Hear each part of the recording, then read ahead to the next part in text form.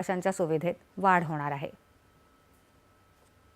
आता राज्याच्या विविध जिल्ह्यांमधल्या ठळक घडामोडींकडे एक नजर। जिल्हा झटपट।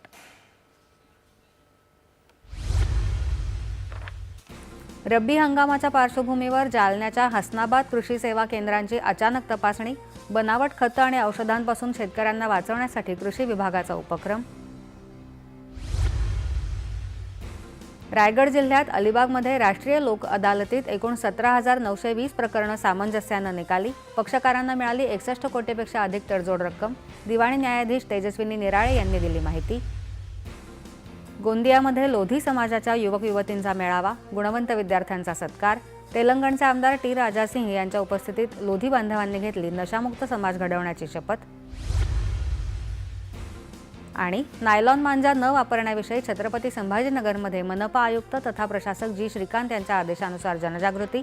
मनपा शाळांच्या सर्व 18,000 विद्यार्थ्यांनी घेतली तशी शपथ। 2025 या सरत्या वर्षात काय काय घडलं ते जाणून घ्या आमच्या दृष्टी